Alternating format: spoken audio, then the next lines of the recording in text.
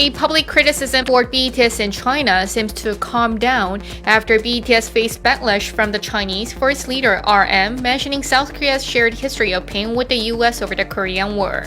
For the 70th anniversary of the Korean War, RM invoked a history of pain shared between South Korea and the United States over the Korean War by winning the Van Fleet Award for its contribution to the South Korea and United States relations.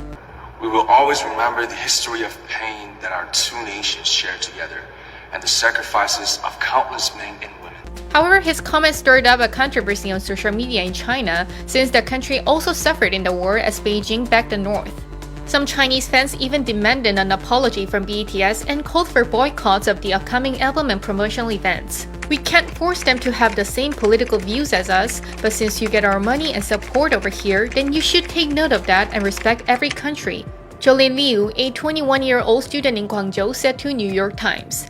However, some said they had trouble seeing what was so offensive. Xiaolin Liu, a 21-year-old student in Shanghai, wrote on Weibo that it would be unnatural to mention historical enemies during a war tribute. She added, quote, "If the whole world has to care about the feelings of the Chinese, could we also try to understand how Koreans feel?"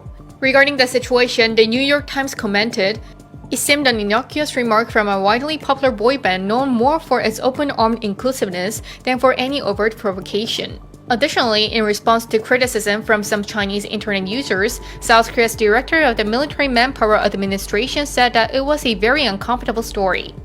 As the controversy heated, China's foreign ministry responded publicly on the same day by saying, "We should pursue a meeting and develop the future together by taking the history as a mirror and is worth our efforts." Since then, articles that reported the anger of Chinese internet users related to BTS have been deleted from the official website like Global Times, and there have been no more provocative responses from Weibo.